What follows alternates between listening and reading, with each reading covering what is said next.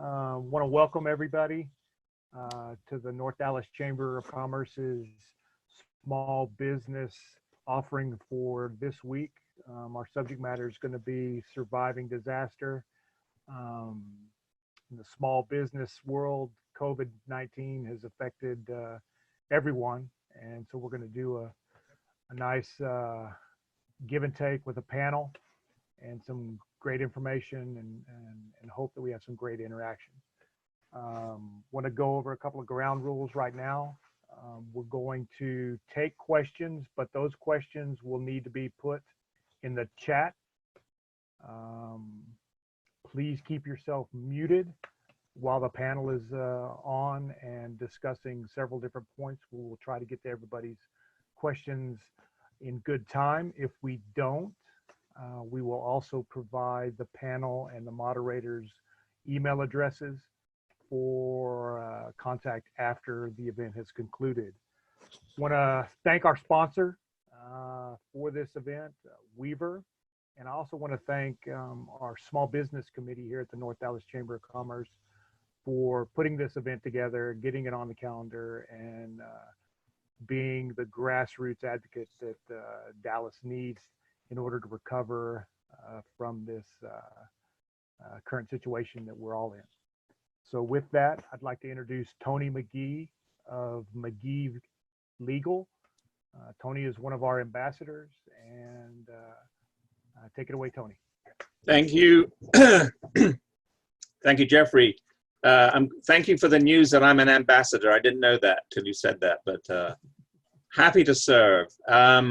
Yeah, my name is Tony Magee. I'm a lawyer since last year. I've run my own law firm. It's called Magee Legal. I've been doing it in Dallas for about 25 years in different firms, and now have my own practice.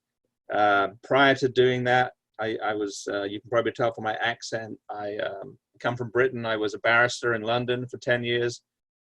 I got my law degree from Oxford University in 1980, which is like the dark ages. So I hate to say it, but I've been studying or practicing law for over 40 years. I'm a commercial litigator, have an emphasis and have had for the last 15 plus years on intellectual property disputes, which would be patents, trademarks, but do just general knockabout commercial disputes too. This is my second year as a member of the chamber, and apparently I'm now an ambassador, so that's good. We've got a great panel for you today to talk about the implications of COVID-19 on the small business community. I just want to introduce our panelists. Thank you for participating in this panel for us. I think we have a very talented panel with varied perspectives, and I think it's going to be a great discussion. If you have any questions for any in particular people on the panel, you know, put their name in your question in the chat, and we'll try and get them to answer. Or if it's just a general question, we can put it out to the panel generally. But the first person I want to introduce is John Mottram. John is a founder and manager of his own CPA firm, John L. Mottram CPA LLC, and Stenson Bookkeeping Simplified, which provides many back office services to small businesses. His companies serve over 150 small business owners in the DFW area across the country and also overseas. He began his companies in 2009 after a long career in corporate finance that stretched across the USA, Canada, the United Kingdom, and Europe. He's a member of the American Institute of Certified Public Accountants. He's a licensed CPA in the state of Texas and has an MBA in finance and BSc in accounting. And he is a proud ambassador of the North Dallas Chamber of Commerce. So welcome, John. Thank you for being here. Thank you, Tony. Our next participant is Harsh Agarwal. He's joining us by phone only today, and we're going to talk about that a little bit later, why he's only here by phone. Harsh is a vice president in the Bank of America's commercial real estate banking team located here in Dallas. His team assists commercial real estate companies headquartered in the US Southwest with banking services such as lending and cash management solutions to support real estate properties such as hotels, retail, multifamily, and office and industrial assets. He has experience working with Bank of America's other key lines of business, wealth management, small business banking, and consumer banking. And his promise is to connect every existing Bank of America client to the right associate within the bank to help with their service-related needs. So thank you, Harsh, for being here with us today. Thanks, Tony, for having me. And our third panelist is a lawyer, another lawyer, Bill Mateja. Bill is the founding partner in the Dallas office of an international law firm called Sheppard Mullin, which I learned last night was founded by his uncle. They have offices in the US, Europe, and Asia, including, I think, South Korea and China. He's a member of its government contracts, investigations, and international trade practice group. And he has extensive knowledge in a variety of white-collar defense matters with an emphasis on healthcare, fraud, and abuse and securities enforcement. He represents companies and individuals, including Texas Attorney General Ken Paxton, in high-stakes government internal investigations, civil enforcement actions, criminal prosecutions, regulatory actions, civil lawsuits across the country. He was a former prosecutor at the highest levels of the Department of Justice, and he was responsible for the department's white-collar operations. Some of you may have seen him on television talking about those topics over the past few years. He also oversaw the department's healthcare fraud enforcement matters and was a member of the corporate fraud task force. He's been recognized in many legal publications over the years as being an exemplary lawyer in his field. And he received his JD from Texas Tech University in 1986, and he has a BA from the University of Notre Dame. That is Bill. Thank you, Bill, for being here. Thanks, Tony. That is our panel. I hope you'll agree that you've got a great panel to talk to you today about the COVID-19 crisis. And let me tell you a little bit about our agenda for today. Basically, it's going to be 4 sections. We're going to start off talking about the Small Business Administration loans that are available to small businesses. We're going to talk about the stimulus package a bit more broadly, talk about the CARES Act. Then we're going to focus a little bit on the legal profession and the industry, how things are being affected there, how the courts are being impacted, how legal professions are being impacted, how clients that need legal help are being impacted. And then we'll follow that with a general Q&A session for about 15 minutes. But we'll ask questions during the previous 3 sections too, assuming we get something coming up that is pertinent in the chat, and we're keeping an eye on that. And then we'll just wind up. So that's basically our agenda. I'm going to start off without further ado, I should say, with talking about SBA loans. And I'm going to pose a question to John Mottram. Before we get into the nitty-gritty a bit of SBA loans, I just want each of you, and I'll ask you when I get to you, to just tell us a little bit about how COVID-19 has affected you, your clients, and your business. So, John, how has COVID-19 affected your clients, your business, and how you operate your business? Yeah, thank you, Tony. Well, as you can imagine, serving so many small business folks, we have been making sure that we're able to respond as quickly as possible and as completely as possible to all the questions that are coming in. To that end, we put on a series of Zoom meetings to which we invited all of our clients. We have set up an email hotline called COVID-19 that people can send in their questions. And we're very much focused on making sure that we're responding same day to all of our clients' questions at this difficult time. Thank you, John. Now, interestingly, I've seen a lot of companies with COVID-19 announcements on their websites, and some even have pages dedicated to disseminating information about COVID-19. Now, you don't have that. Can you explain why you have opted for the email hotline approach? Well, I think very much what we've built our business around is one-to-one communications. And that's really what we've found our clients appreciate the most. And certainly at the moment, that's what we're able to do. I suppose putting it on a website is sort of many to an impersonal website. This way, we can actually start to log the nature of the questions we're getting, the questions that are top of mind for our clients, and then that allows us to focus on getting much more detailed information about what's top of mind to our clients. Okay, well, let me follow up on that then. What are the top issues that you've been hearing about through your email hotline that your clients are interested in? Well, there are two things. They want to know about really the SBA COVID relief loans, and of course there are many small business folks who have also heard about Paycheck Protection Program and realize they don't have employees with paychecks, and they want to know, are they eligible for those programs as well? Also, they want to know, as sole proprietors and independent contractors, are they eligible for unemployment benefits? So these are some of the things that are immediate top of mind to people that are contacting us.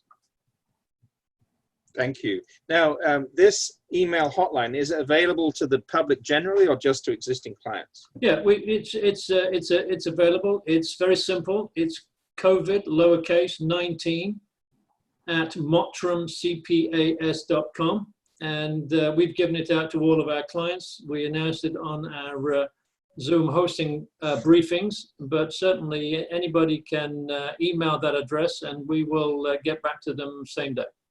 Great. And is there something else that you've done to your team to accommodate the interest in the SBA loan opportunities? Yes, we've reached out to a banker with over 35 years of experience working with SBA, and they're on our staff now, and they've been extremely valuable in providing information to our clients and getting the latest information that our clients need about SBA loans, the regulations and the clarifications that are coming out on a daily basis. Okay, well, thanks. So could you just summarize then the relief that is available to small businesses in the context of these loan opportunities? Yes, just briefly. The first one is the Paycheck Protection Program, and this is a program that is designed to have employers retain their employees during this difficult time.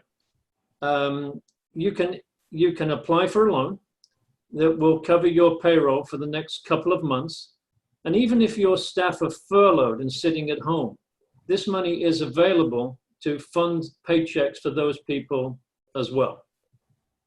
There are the possibility, and I stress the word possibility, of forgiveness of some of these, of some amount of this loan. So that's one very important program. The other one is a separate program called the Economic Injury Disaster Loan, which is applied for through the SBA. And this is separate from the Paycheck Protection Program. And the one thing that's important about this is it takes about 15 minutes to apply for this. And there is a feature where once you've applied for it, you can request a $10,000 advance of funds. Now, we've worked for many of our clients in processing these applications. I've yet to hear of anybody receiving the $10,000, but nevertheless, it's been applied for, and we are told that the money will be deposited into the accounts of the folks who have applied for that loan. Okay. So, and I should disclose that you have been helping with my tax returns, and you did suggest that I make such an application. So I did fill it out, and it was pretty quick and painless.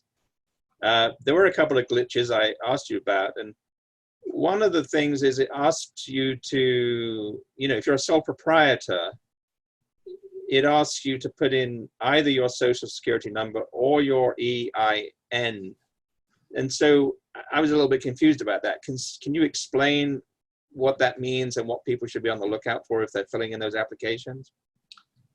Yes, depending on the type of business you have, whether you're a sole proprietor, a limited liability company, a stock holding company, whether you're designated for tax purposes an S corp, will depend on whether you are required to provide an EIN or a social security number. If you're a sole proprietor and you are not legally formed in the state of Texas or another state around the country, then in most cases, what happens is you're going to use your social security number for the application.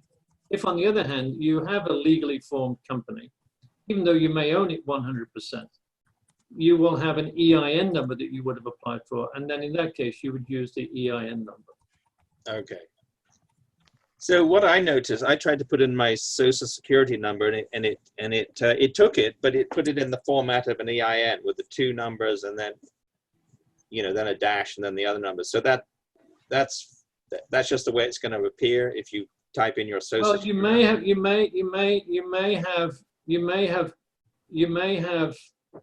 have selected, I think if I remember the application correctly, there's one part of it where you select whether you're a sole proprietor, a limited liability company, an S corp or a C corp. You probably selected a legally formation.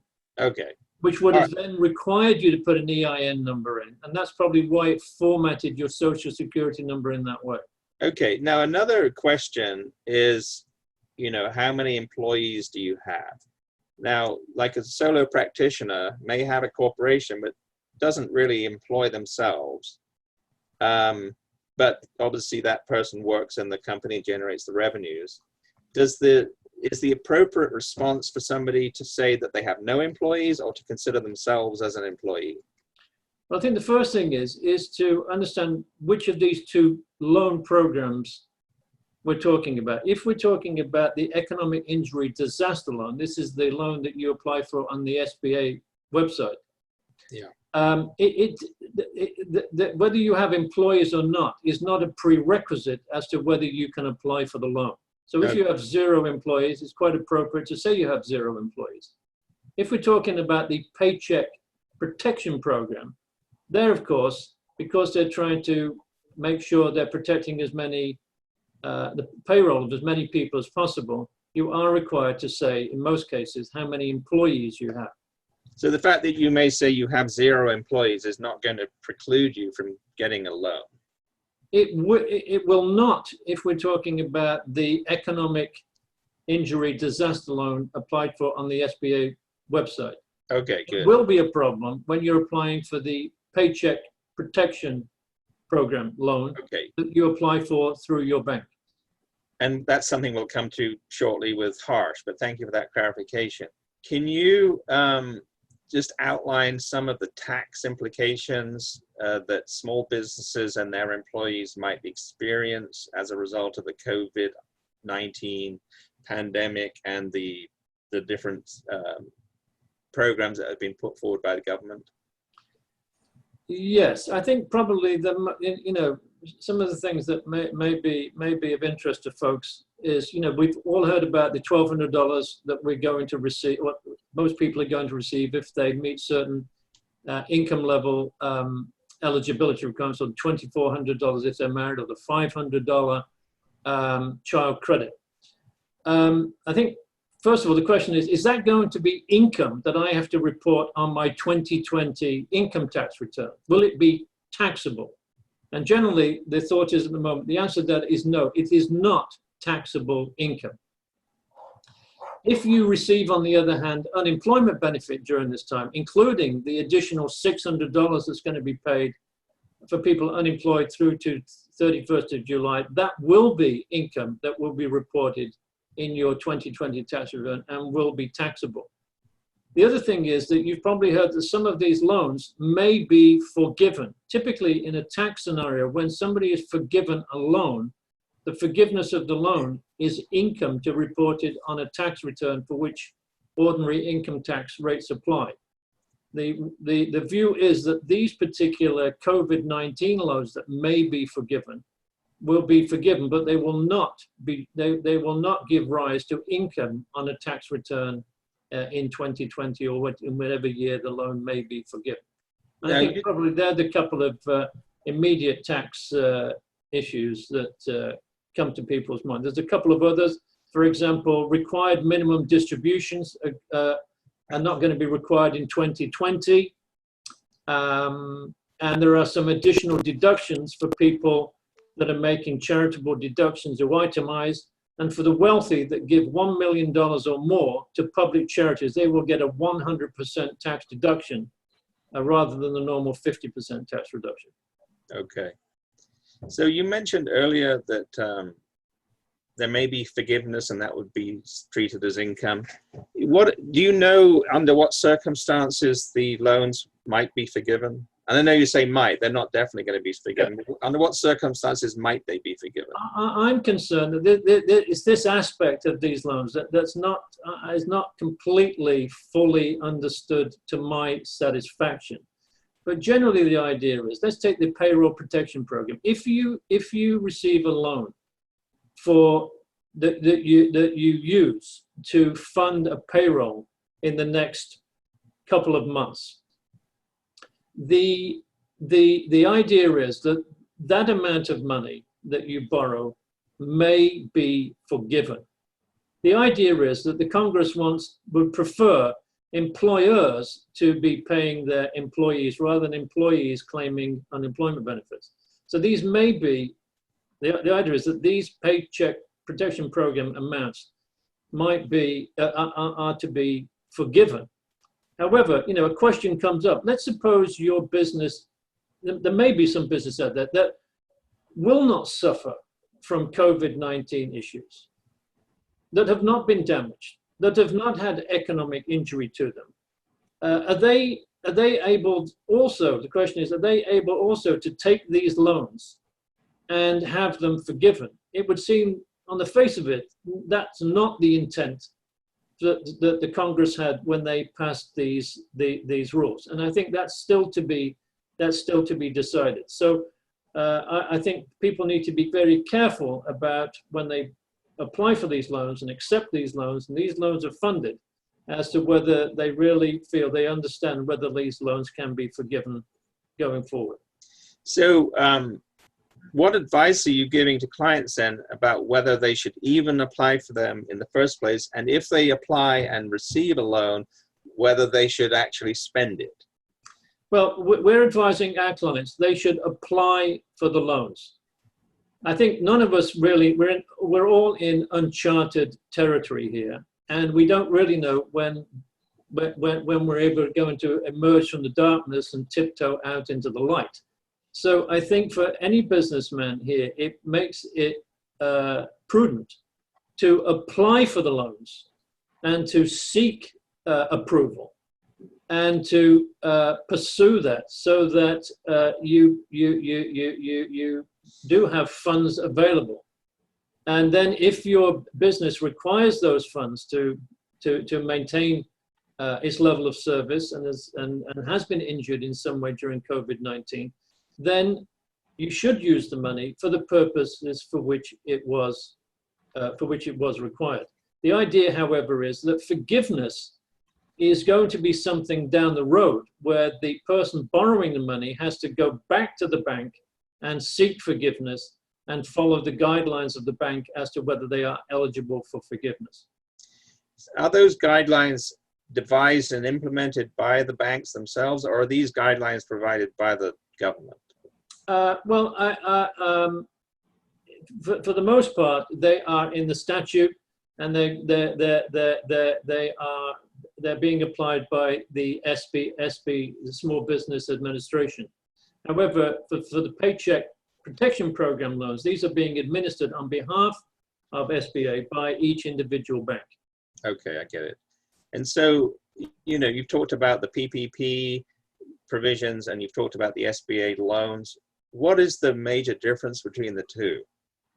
Well, it really, the one is really specific to protecting payroll and putting money into the hands of your employees, whether they're working, whether they are on furlough, whether they are required to be home to look after children who are not at school, whether they're at home to look after people who are in quarantine or have symptoms of COVID-19, but money that will maintain the payroll that the employer has had, in the period immediately before this emergency. So that's the purpose of the Paycheck Protection Program. In addition to that, if you're suffering injury for other reasons other than payroll protection, then you would apply to the SBA and for the economic injury disaster loan. And bear in mind, we're told that there is a $10,000 grant of cash with those loans, which is a grant, which is forgiven. So we certainly would urge people to apply for that. And that can be used for any purpose. So, and this is the mythical 10% that should appear in your account in 3 days, but maybe won't? Well, they have said 3 days. Obviously, we're in uncharted territories. Yeah. This is a massive program. I think we have to be patient. I think everybody's saying none of us are going to see any money from the government really reasonably before the end of April, may even be the beginning of May. Okay, and so you might get a grant of $10,000. You certainly won't get one if you don't apply. That's What right. if you apply and you get a $10,000 advance and then you're turned down for the loan? Do you have to pay the $10,000 back? Apparently, according to the rules at the moment, you do not. You do not. On submitting your application for the loan, that then makes you eligible for requesting the $10,000 grant. Okay, and so okay, so you get your grant or not, as the case may be. You get your loan. When is the loan repayable? Those SBA loans can be repayable over a 30-year period. Interesting. What is the interest rate? I think the latest I saw was about 4%. Okay. The All right. the payments are deferred for at least 1 year.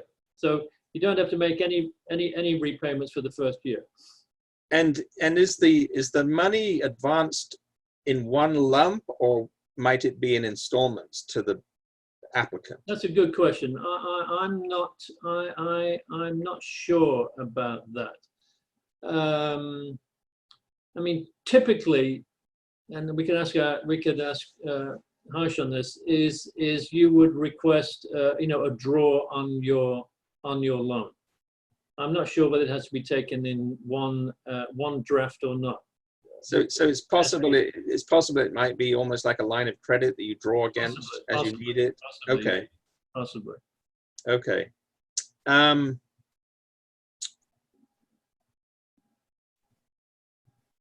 I did have a question. Oh, so does it follow that the SBA loan is not forgivable under any circumstances? No, the SBA loan is also potentially forgivable, but this one is a little less formulaic, you might say, in terms of the eligibility for forgiveness. And it talks about forgiveness on a case-by-case basis, on a facts basis. So, this one is going to require a little more, it would seem, a little more documentation, a little bit more demonstration that your business has actually suffered some damage as a result of COVID-19.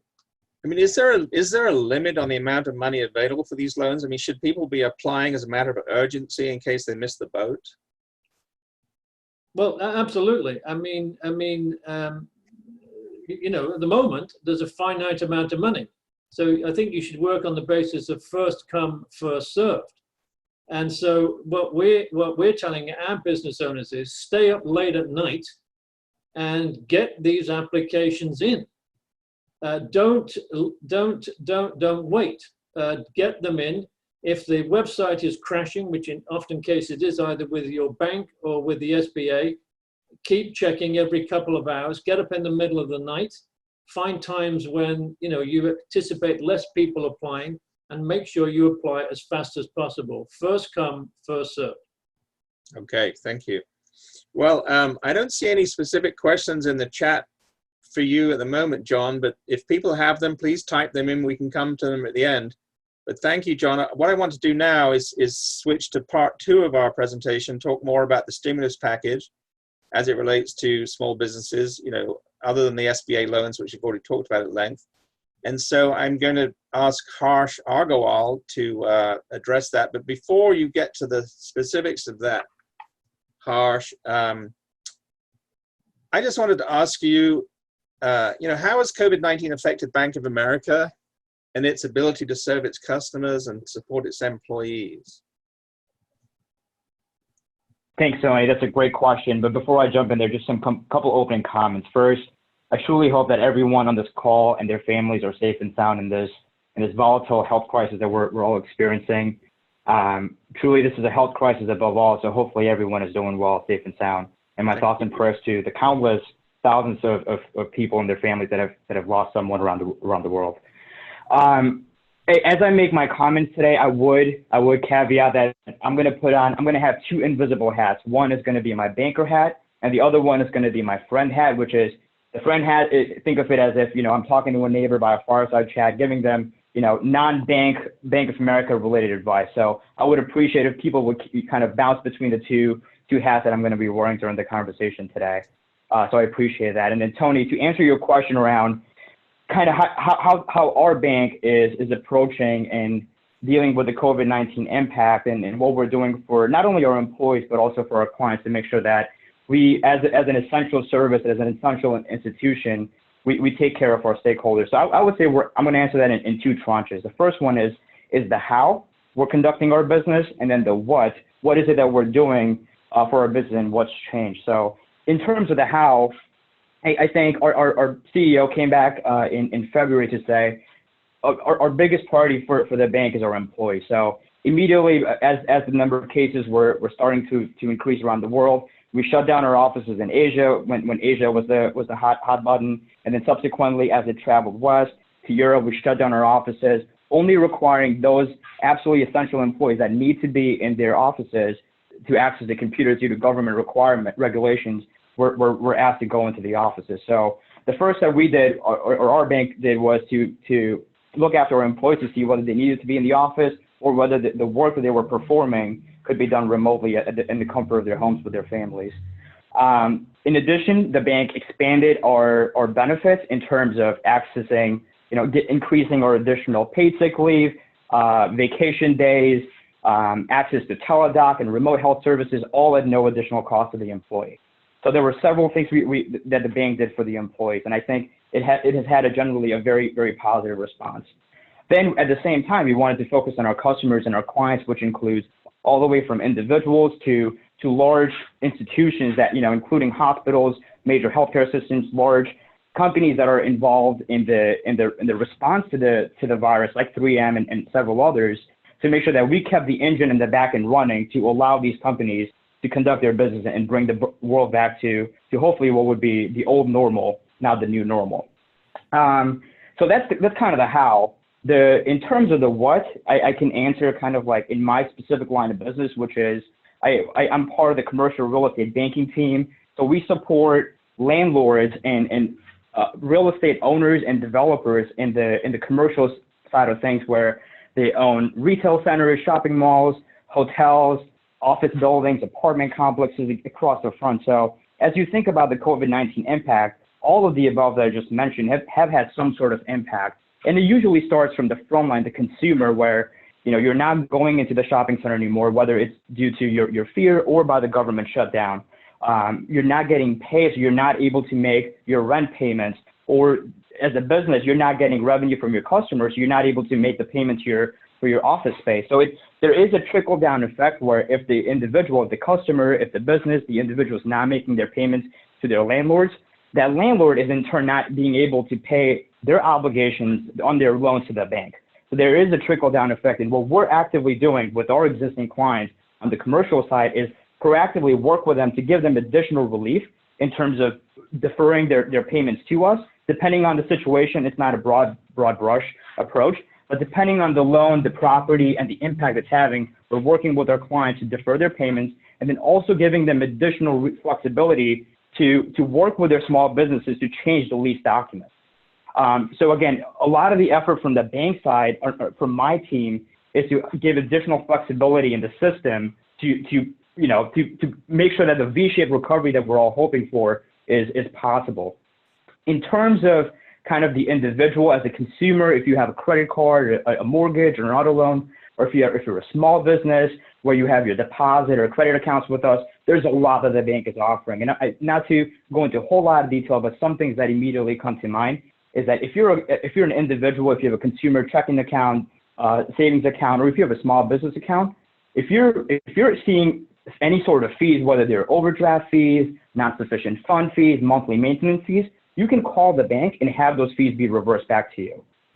If you have some credit obligations, whether it's auto loans, a line of credit or anything, you can call us to see if we can help you defer those payments for 90, 180 days as the case may allow.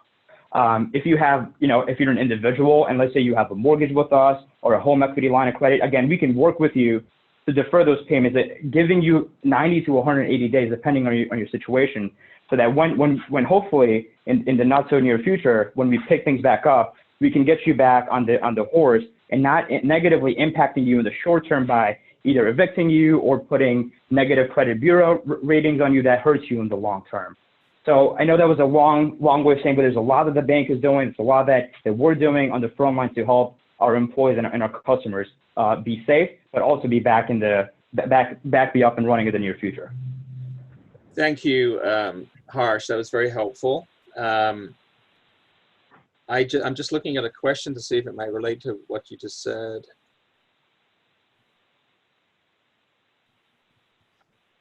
Actually, this is a question probably directed back to John, so we'll bring that up at the end, if I may. You talked about how the bank is adjusting to the pandemic. I noticed that quite often when I go by my local branch, it doesn't seem to be open. At least nobody seems to be in there. The lights aren't on. A lot of people are now conducting business virtually. We're doing it right here today on Zoom, but I noticed that you are calling in. You're not in on Zoom. And we talked about that earlier. I mean, there are some precautions one needs to take when using Zoom for business purposes. And I know that your current policy at Bank of America is not to use Zoom. Could you just elaborate a little bit on what the concerns are that people may just not be aware of right now? Yeah, absolutely.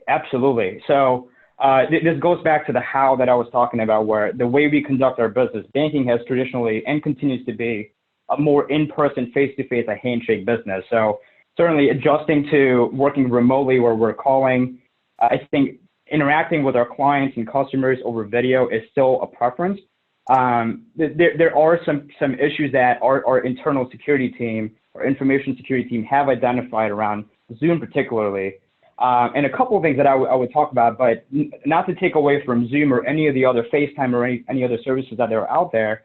But when you think about a business context, you have to think around the risk exposure that your institution is taking on when you're using a certain technology.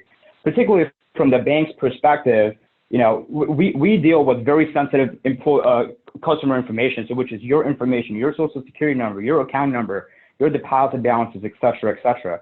We want to make sure that we're transferring that data and we're communicating, whether it's internally or with our clients, in the safest manner possible. So there are a couple of thoughts that our security team that came out with that had issues with Zoom, which again, if you think about it, even though Zoom has been around for a few years, it's really the last few days and weeks that the scale and the usage of Zoom has really kicked in. So it is a new tool for our information security team. We don't have adequate monitoring controls to monitor employee communications in there as effectively as it would be for WebEx, which is our preferred communication method with clients and internally. So I would say that's the number one thing, is that we just don't have adequate controls to make sure that we're monitoring our existing employee usage appropriately.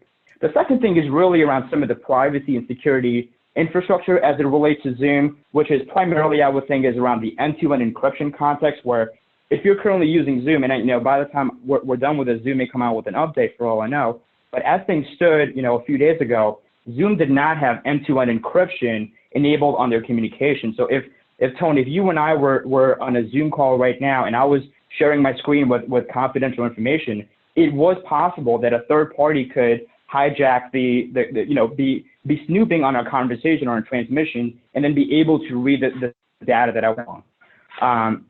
That being said, we have other tools like WebEx. There are other tools internally that we use that we're able to conduct the same piece of business. So just with the rise of Zoom over the last few days and weeks, we as a bank, keeping in mind that our customers' data is of utmost importance, we've not had the level of comfort that we have with our existing tools.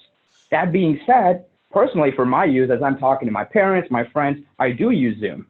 So there are a couple of things that I do personally to help kind of circumvent or alleviate the risk issues that are out there. The best piece of advice I can give anyone is to have a password on your Zoom meeting so that someone out there, a third party or a malicious actor can't just recreate your URL and then be snooping on your call. They would need a password, which you can create in your settings, so that and you can share that password with your attendees, and they're only people that have the password would be able to join the meeting. Well, thank you for that, Harsh. I mean, I think people are probably going to feel good that the bank is taking confidentiality, privacy, security seriously. I know how hard it is to get banks to transfer money around, but that's a good thing, especially at this time where there's probably a lot of bad actors in the world who are trying to take advantage of the vulnerabilities created by this pandemic. So thank you for explaining that. I wanted to bring in Bill Mateja on that for a second because, he and I are both lawyers, and we deal with most of what we deal with is confidential and privileged. And so there is a question as to how you can protect your client's confidentiality, how you can protect your assertions of attorney-client privilege in the context of litigation that using Zoom and other types of virtual communications can bring up. So Bill, do you have any thoughts about that? Well, I know that our law firm, which is Sheppard Mullin, we've got 950 plus lawyers and about 400 partners. I mean, we actually made a switch to Zoom about 6 weeks ago or so, kind of before all of this, and it wasn't contemplated that we would do it because of COVID-19. And we felt very comfortable around the Zoom platform. And even yesterday, our chief security officer came out with a lengthy email talking about all of the different security measures that Zoom has, and really emphasized that a lot of the problems that we're hearing about, where people are reporting about the lack of security around Zoom, are kind of user error. It's, for example, Harsh talked about using a password. That's really important. Use a unique ID for large or public Zoom calls, because you can actually have a kind of a generated automatically number for your Zoom meeting. You can create waiting rooms and let people in. Only hosts should share their screen. You can create an invite-only meeting by virtue of using an email. There's a lot of different measures that you can use, and at least I understand that on top of those, that you can beef up your Zoom security, working with and negotiating with Zoom around your account. So in any event, we've used Zoom, but I will tell you, over the last 3 weeks, I've used WebEx, I've used Microsoft Teams. The courts right now, kind of jumping into a little bit on the legal front, they're still not exactly sure what they're going to use. And I know in Dallas County, for example, that there has been kind of a little bit of a debate amongst some of the judges on whether to use Zoom, Microsoft Teams. And so we're waiting to kind of get word on that. I know that the hearing I had on Monday in Tarrant County, we used Zoom. It was quite effective, worked extremely well. I had a deposition yesterday using Zoom technology, and it worked terrifically. And we were able to use it for exhibits and to have meeting break rooms for just one side. So I am more than answered your question, Tony. Sorry. Yeah, and I'm going to get into some of those details later, so I appreciate the preview there. I think it's all about taking precautions the way you would in any other way. When people started using email, there were concerns about privacy, and now everybody uses email. And so Zoom may be the way forward, or not necessarily Zoom, but Microsoft Teams, whoever's. There's probably going to be a whole suite of these types of programs that come available, and they are obviously going to think about security measures. And this may be the new normal. We just may not go back. It's very tempting to get on an airplane to Boston to interview that critical witness, but you know, we can now do it via an application on our computer. So it may be the new normal. Who knows? All right, so let's go back to Harsh.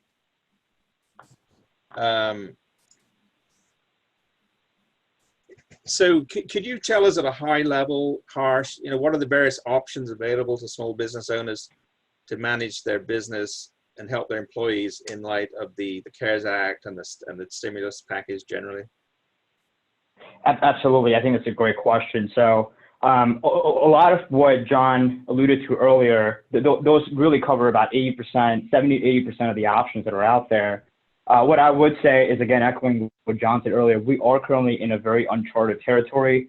If you think about the health crisis, the crash of the markets, that happened very, very swiftly. And the response was, as a result, also very swift and across multiple fronts, you know, starting from the Federal Reserve cutting their interest rates to zero. Then we had now we're at, you know, what we call phase 3 of the government stimulus, which is also what we call the CARES $2.2 trillion stimulus package. So there are a lot of things that are going on. If you're an audience today, and if there's one thing that I would strongly encourage you to do, resulting from the seminar, is that you want to consult a trusted advisor, whether that's your tax advisor, your financial advisor, or an attorney, to help you navigate through the methane of options that you have, to make sure that you're not exposing yourself to some unknown risk by going at it yourself, simply because there are so many options. In terms of kind of the options that are out there, the two things that you know, John mentioned that I want to reiterate again is the economic disaster loan program, which I would, you know, it's extremely important to remember that this is a solution that you apply and you work directly with the Small Business Administration, the SBA, and their website. The loans are up to $2 million, and John, you can keep me honest here. And then the PPP program, which is part of the phase 3 CARES Act. This is the latest $2.2 trillion government stimulus program that everyone's heard about.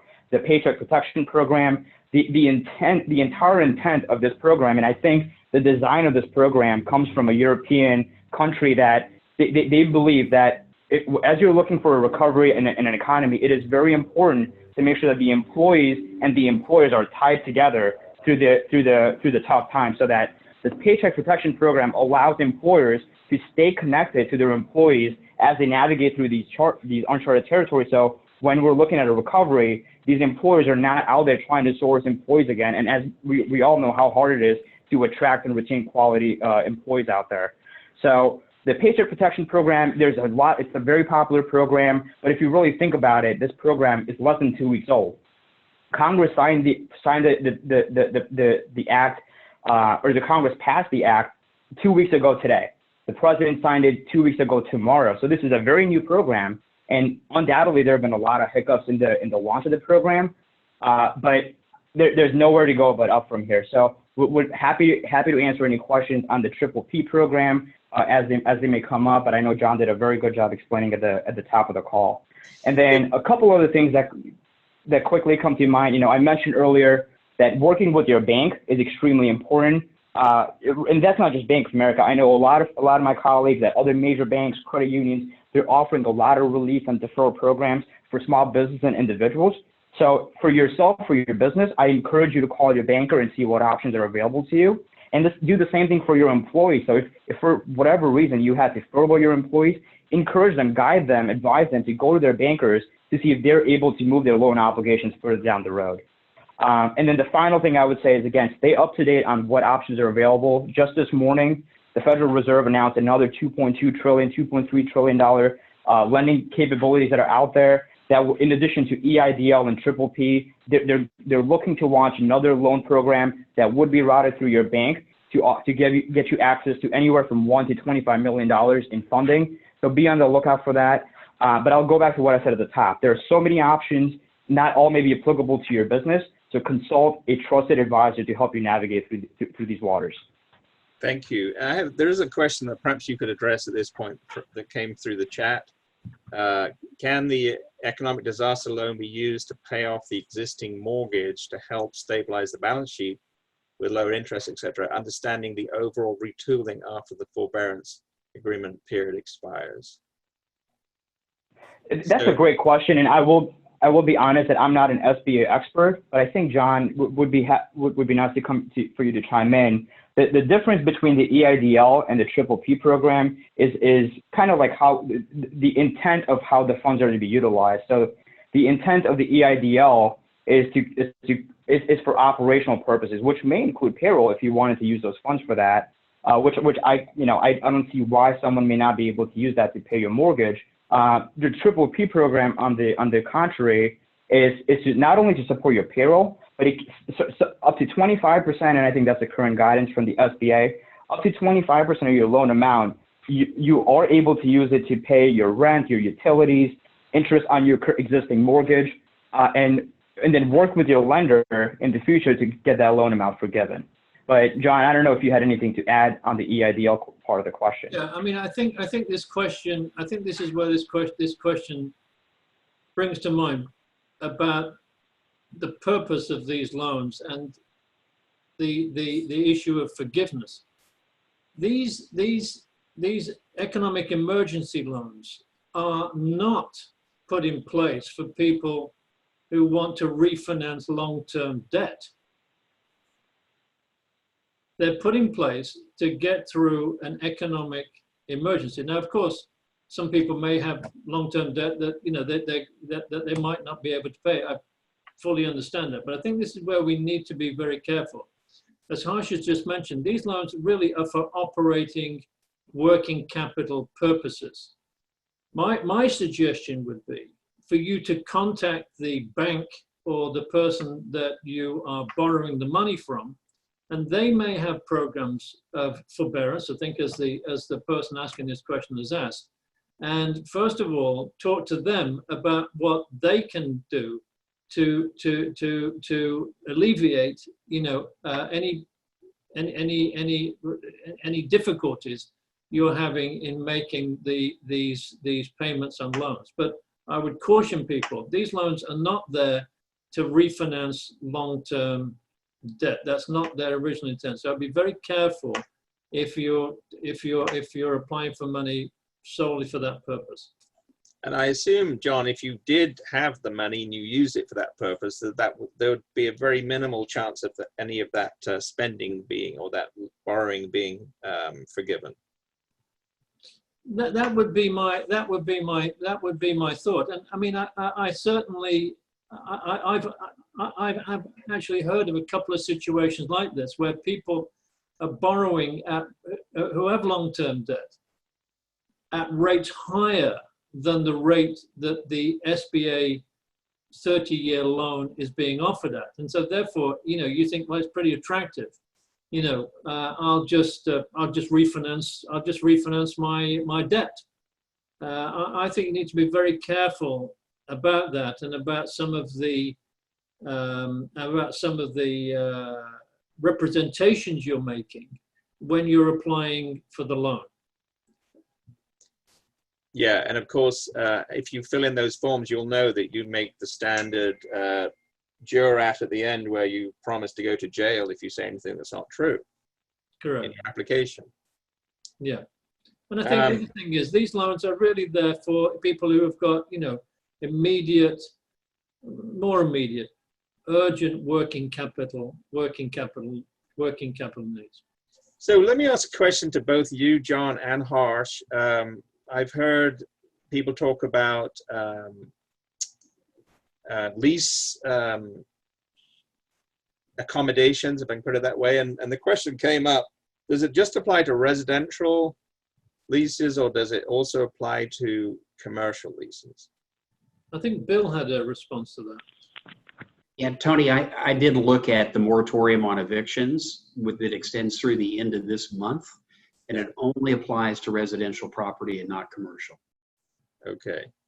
So if people are worried, they have a business tenancy and they're worried about how they're going to pay the rent, they should be thinking about applying for one of these loans as soon as they possibly can.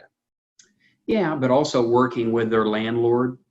For example, I have an investment in a brewery out in Arlington, and we've worked with our landlord in connection with getting rent abatements, and the landlord has been extremely flexible with that. And so that should be your first course. But at the same time, make sure and apply for those loans like John said, because they're invaluable. You can use them for that. You can use them for payroll, all sorts of different things. Okay. So going back to Harsh, we've heard about hiccups in the start of the PPP program. As you mentioned, this legislation is just a couple of weeks old. You know, where do you think and there's another announcement today of more money. Where do you see the program currently? Yeah, I mean, without doubt, right, there have been hiccups at the start of the program, but let's take a look at the positives for a minute too, right? This is a brand new $350 billion program that was put up to run before it had even an opportunity to crawl in less than 7 days. And the SBA traditionally processes, and I'm not an SBA expert, but my understanding is their infrastructure is set up to process roughly $50 billion in loans throughout the year. And now they're set up to do 7 times that amount of the loan in 1/12 of the amount of time. So, you know, there have been challenges, but as of last night, I think the SBA had allocated roughly $80 to $90 billion of the funding. So that's a big achievement. And that's, you know, that $80, $90 billion means millions of jobs that are now being saved, and employers and employees are still connected. The other challenge that has been, you know, very, very big and from a bank standpoint, every bank has had to put up their own process in place. And this is primarily resulting because if you think about it, even though the funds are guaranteed by the SBA, it is still the bank that you're applying is using the money on its balance sheet to put the loan out. So every bank has to follow its own risk management policies and procedures to make sure they have a process that appropriately addresses that risk. So you know, within a matter of hours and days, every bank has been out there, including my bank at Bank of America. We had to put up a process up in place to make sure that we do our part in the community to help our clients and customers, but make sure we're still taking appropriate risk with our customers' monies and their deposits. From what I understand from a sense from like our bank and our peers and community banks, every bank is out there trying to scale the program to meet the demand that's out there, to process as many applications that they receive, and then push it out to the SBA and then fund the customers as soon as possible. But what I would urge everyone on the call to is for patience, is that after you've applied, please work diligently with your bankers to make sure that they have everything they need to process your application.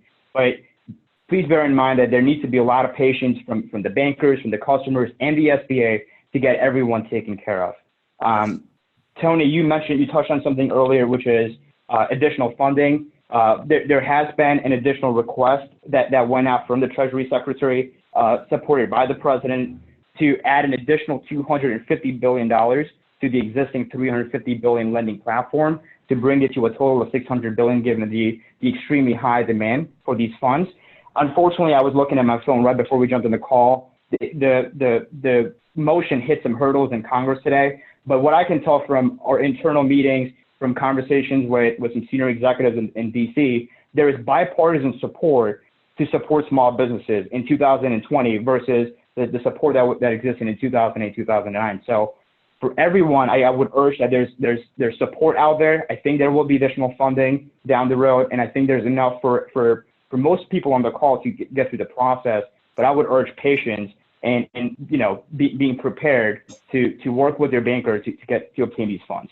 So I was going to follow up on that, Harsh. Obviously, the federal government has the ability to print money.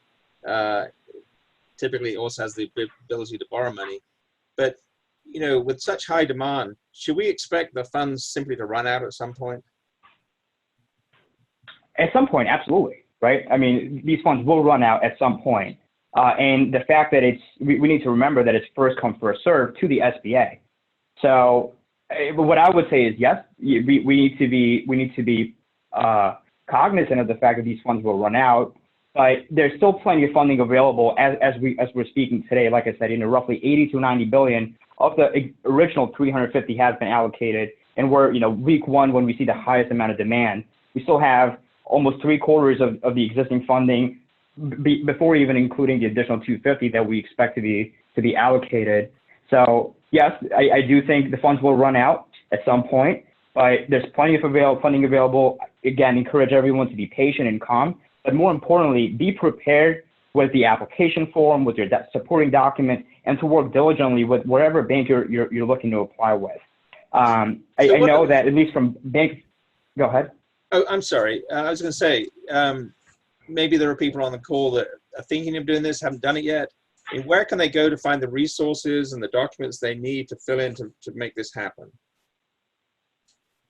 Absolutely. There are plenty of resources. The number one resource that comes to mind, that this is something that I personally rely on, is the official page on the treasury.gov website. So if someone has a pen or pencil, if they want to write it down, or they can Google it later, it's home.treasury.gov/cares. That is the place where the Treasury and the SBA have published all their application forms, the guidance, FAQs. So that would be the first step I would encourage people. The second thing would be to go back to what I said at the top of the call, consult a trusted advisor. Because this is uncharted, there are a lot of legal complexities that have not been answered. Make sure you're doing your initial due diligence so that you're safe. You're better safe than sorry. And then finally, I would say call your bank, and preferably one where you have an existing relationship, preferably a lending relationship, whether it's a corporate card or a line of credit, because they're best positioned to help you get through the process as quickly as possible. And the final thing I would say is, if you're eligible to apply after consulting with an advisor, and with their in-house counsel, if you have one, make sure that you apply as quickly as possible, but have all the supporting documentation ready. Because if you miss out on any one of the supporting documents sent to your bank, likely there will, that will be a hurdle to get your process verified and then submitted to the SBA for funding. Great. So I'm going to move over to Bill in a second, but just one last thing, Harsh, if you would. Are there any misconceptions about the stimulus package that you would like to dispel? There are several. I think the one thing that I would cover that, John talked a lot about it. We talked about the economic injury disaster loan program. We talked about the PPP program. The one common thing that I hear is that, people believe that they can only go after one or the other program. So whether it's EIDL or PPP, that is not the case. If you're eligible, and again, I would strongly encourage you to spend a little bit of time to make sure you're eligible, you can apply for both of these solutions and take advantage of both of these programs to help your company weather the storm. I would say I'd pause there and see if there are any directed questions about any misconceptions or any myths that people may have that they may want to clarify. Great. Okay, well, thank you, Harsh. We've got a couple of questions, but I think maybe we'll ask those at the end. I do want to turn to Bill, because I think he's got perspective on some stuff that's important to a lot of people. The United States is a nation of lawyers and people that work with lawyers. And so obviously the COVID-19 pandemic is affecting all industries. I wanted to ask Bill to tell us a little about how he perceives COVID-19 has had an impact on the legal industry in North Texas.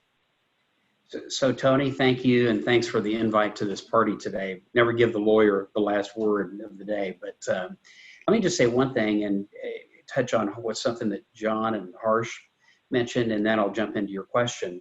But a great resource for how all these things work, if you have questions beyond what we've covered today, and Tony, I know I'm skipping a little bit ahead, is to go to the Dallas Bar's website, because we have a COVID-19 website set up.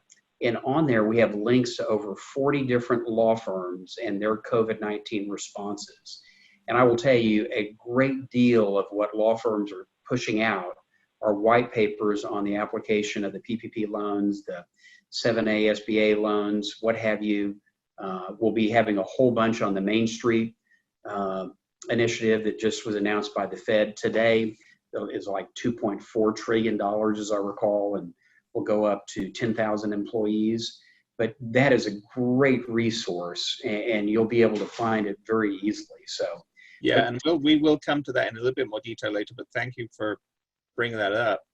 So, because I know a lot of the people that are our audience here today are really interested in a lot of the topics that John and that Harsh talked about. But, one thing that, to answer your question, Tony, is that, it's obviously having a huge impact on the legal industry, everything around COVID-19. But I will say that 3 weeks into it, we're starting to develop a new weird sense of normalcy within the kind of the legal side, particularly on the litigation side. And so let me just kind of speak to that a little bit. I think what we saw over the last 2 to 3 weeks was basically courts almost kind of coming to a standstill. Cases involving businesses basically just went on pause because everybody needed to figure out, how are we going to do things? How are we going to have depositions in litigated cases? Are we going to have hearings? Are they going to be somewhat in person? Are they going to be Zoom technology and what have you? But, you know, courts now are starting to kind of get into a rhythm. And I alluded to the fact that, you know, I've already had a significant hearing in one case. I had a deposition earlier this week that was an all-day deposition. And so what I'm seeing is in courts all throughout the U.S., because I have a number of matters all throughout, and particularly in Texas, is that courts are starting to get their sea legs back underneath them and starting to get geared up. And I think that we're going to see that, you know, soon, while it may not be working at the same level that it was 3 weeks ago as of March the 13th, I think things are going to get kind of re-engineered. I think we're going to see on the jury trial front that we're going to see jury trials. There are not going to be any jury trials for a little while. And so cases that were set to go to trial, they're not going to go to trial anytime soon. And if you are on the plaintiff side of a business case, you're going to want to make sure and talk with your lawyer about trying to see if you can get to the head of the line, i.e. move for a continuance now, see if you can get your case reset for later, whether it's in November or in 2021, because there's going to be a whole lot of people that are going to be asking for settings. I don't believe that courts are going to bump existing settings in favor of older cases that have been set, you know, like right now. I think they're just simply going to try to reset the cases whose trial settings came up and they had to pass on. Every court's a little different on how they do things, but so Tony, I threw a lot out there. So yeah. Is there anything you want me to? Well, I want one follow up. I mean, you do a lot of white collar crime work. You kind of were talking principally, I think, there about civil cases. What is the impact on criminal cases? Because, you know, typically a criminal defendant has a right to a speedy trial. So, and there's problems with having jury trials right now. So have you noticed any impact in the criminal side? Well, the impact's probably been more drastic over on the criminal side. You know, I know the audience is principally folks that would have civil matters, but, you know, the question is can the lawyer get down to the jail to talk to their client? How are they going to handle jury trials? How are they going to handle sentencings and guilty pleas? And I mean, there's a lot of stuff going on, and we're trying to figure out the technology to make all of those different things happening. Recognizing that there is a right to a speedy trial. And so just know that we could probably speak for 2 to 3 hours just on the impact over on the criminal side. Okay. Well, we hope that most of our small business members don't need the services of a criminal lawyer, but you never know. You never know. That's right.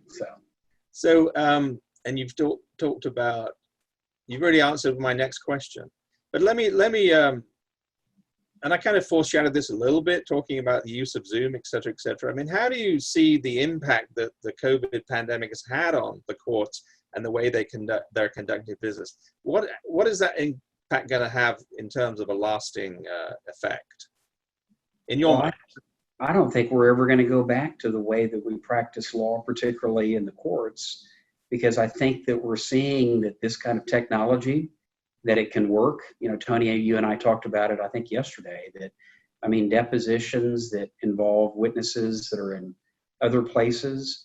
I mean, why does a client need you to travel to Rochester, New York, when we can use this technology? I think we're finding, based on a little bit of a limited data set, that it's effective, that it can work. I think some lawyers are questioning, you know, whether or not you can kind of come over the table a little bit and seem a little threatening to the witness, but in certain cases, but I'm not sure that, you know, every case is like that. And a lot of cases are not like that by any stretch. And so I don't think we're ever going to be back where we were on March the 13th. I mean, I think the courts are going to entertain having these kind of hearings via Zoom technology. Quite frankly, they're a little bit more orderly. Witnesses, it's a little, or lawyers, it's a little harder to get out of line because just the way that the technology works, and that the judge can actually has a lot of control. I mean, they can mute you if they want to mute you. A lot of judges wish they could do that all the time. So I just don't think we're ever going to be back where we were before. I know it's really early, but a lot of my colleagues and I, we've talked about it. There have been some articles that have already come out, like in the Texas Law Book and the Texas Lawyer.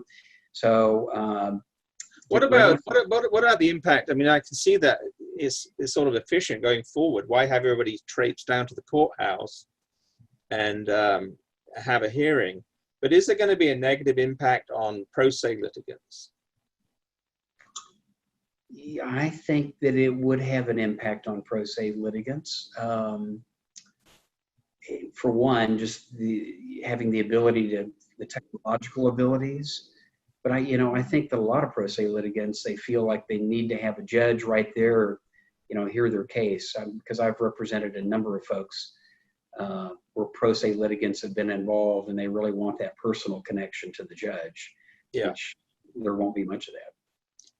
And just so people know, I mean, we use these Latin terms. A pro se litigant is basically a person that is presenting their own case, doesn't have a lawyer speaking on their behalf. And so, yeah, I think we have to be careful that, technology doesn't work to the disadvantage of the already disadvantaged. Right. So let's talk a little bit about the Dallas Bar Association, what it's doing to respond to the COVID-19, for the sake of its members, but also the public that its members serve. Okay. Yeah. Thanks, Tony. I appreciate that opportunity. And, as I mentioned, I want to try to make the Dallas Bar relevant for your audience here. And the one way that it is relevant in particular is the website, which is chock full of research that lawyers are just churning out. It's an amazing amount of legal research that has been done over the last 3 weeks. And so I definitely commend that to the audience that we have here today. But, I appreciate the opportunity to talk about what the Dallas Bar is doing, because beyond what we're trying to do for our members, we're doing a great deal and having to kind of revamp the way that we help the public, because our mission is twofold: service to the profession, service to the public. And so, we're getting our sea legs underneath us for how we do our volunteer legal clinics. And we're about ready to roll out how we will continue to have legal clinics for those that are disadvantaged financially. We're about ready to roll out, we will next week. We have a thing called Legal Lines, which is basically a telephone where you can have a lawyer answer your question. And we're going to have that back up and running. It's going to be very specific to COVID-19 type topics, with lawyers that have a pretty good handle on the kind of issues that people that are economically disadvantaged might have, for example, on evictions and things along those lines. We've got on our website, if you go to the website, where we're doing work with senior living facilities, the food pantry. We have just a task force that's set up just on the issue of evictions. And you're going to see a whole lot more on evictions once the moratorium comes off, because there's still going to be people that haven't gotten their checks, that haven't had a job for a little while. So we think that we're doing quite a bit. One resource we've got too, which isn't so much service to the community, but is a service to our bar, is the Texas Legal Assistance Program, which, Tony, I mean, because you're a lawyer, but is a great program. It's sponsored out of the State Bar of Texas, but we tell you how to get there. And it's for lawyers that are, quite frankly, having troubles right now, because they're by themselves. This is a new environment. They may already have addictive tendencies. And so the Texas Lawyers Assistance Program is just top notch. But just to round things out, kind of on our website, you'll see all the different resources that we have that serve the profession, that include everything related to court closures and court announcements, everything that the State Bar of Texas offers, everything that the ABA offers, much of which is free right now. We have the firm websites that I mentioned. We've got webinars. We've had almost every day another webinar. A lot of your audience may not know, but the Belo Mansion in downtown Dallas is our home. And it's almost like, we have 3 or 4 different CLEs that go on every day, along with buffet food service.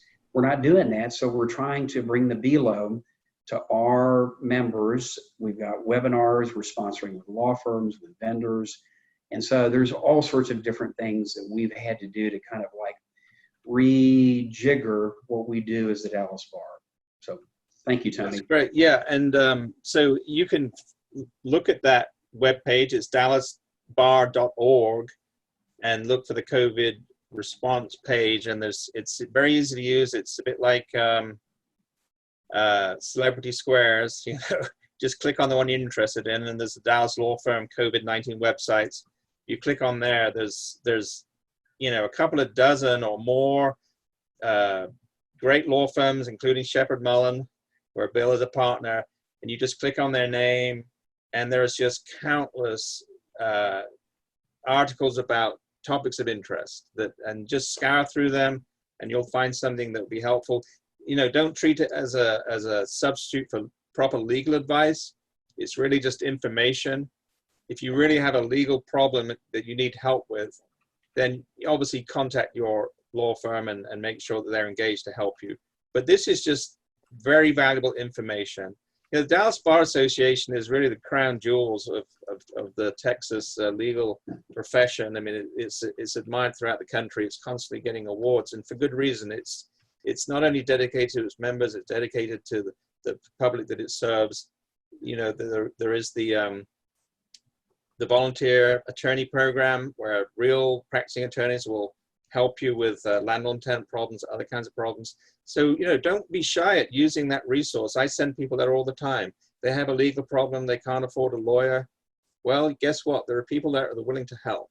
So, you know, make use of those facilities if you need them. And, you know, going back to one thing that Bill said, you know, lawyers are people too. And there's a lot of them in Texas, and especially in Dallas. I think there's more attorneys in Dallas than there are barristers in the whole of the UK, where I started my legal profession. You know, they're people too. They have issues. They have problems. If you know a lawyer who is struggling, as Bill said, you know, point them towards the peer assistance program, because people need it. I mean, everybody needs it, but you know, there is a ready-made option there for lawyers who are in distress. I'm keeping an eye on the clock. I'm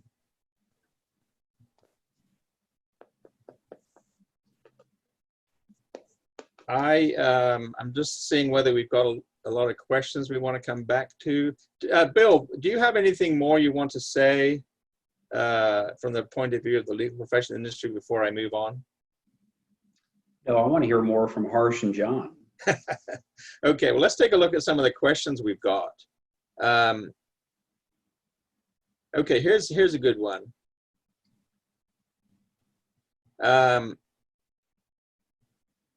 It says, I know the SBA is inundated with loan applications, cannot meet the 2 to 3 days fund disbursement. It sounds like they started allocating the money, but how will we know if we are denied or approved? Is there any way to track a loan application?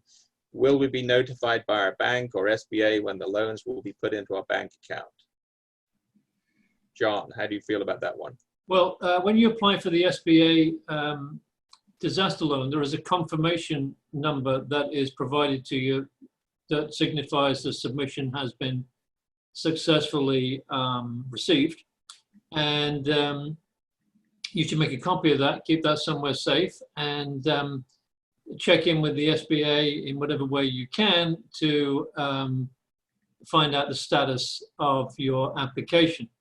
As you can imagine, you know, you're probably going to have to wait on the phone a long time, and even then, even when you get through, they may not be able to update you. As Harsh has said, these are unprecedented times, and so the three Ps: patience, politeness, and persistence.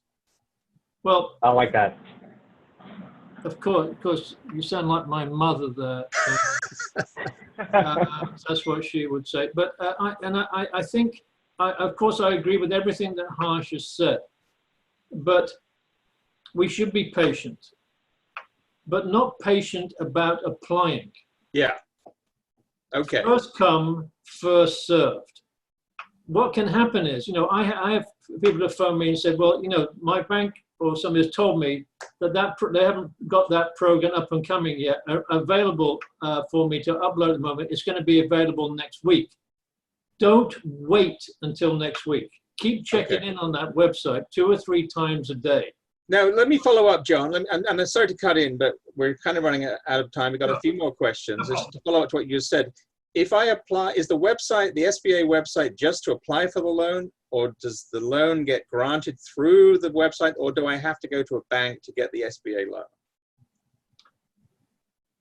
The SBA loan site is merely to apply for the loan. You will be contacted by an SBA officer as they go through the process of approval. But it will be, the loan will come from the SBA, not from a bank. That's my understanding, yes. Okay. I want to clarify. So there are two types of SBA loans that we're talking about. The first one is the economic injury disaster loan, which will be administered and serviced by the Small Business Administration. So that is the loan that small businesses will apply directly on the SBA's website and will correspond with the SBA directly for the economic injury disaster loan. When we're talking about the PPP program or the CARES Act or the small business relief loan that, as we may call it, that you need to, that interface will be through your lender or your bank. That will not be through the SBA directly. Okay. So the application, you will submit it to your bank. The bank will then submit the application to the SBA for approval or denial. And then the SBA will let the bank know, and then the bank will reach back out to you on the approval or denial, and then they will be responsible for funding your bank account directly. So there's a key difference. The EIDL interface directly with the SBA. The PPP program, you work with your bank. So let me follow up on the EIDL loan. Harsh. Is your understanding is if somebody qualifies for one of those PPP loans, they get the loan, they spend the money, they go out of business, does the government reimburse the bank for the loan, or is the bank left holding a bad debt, which they have to go after the customer for? So I'll tell you what the theoretical answer is. The practical answer is unknown, because as we all said at the top, there's a lot of legal complexities on this program, so we don't know the actual answer.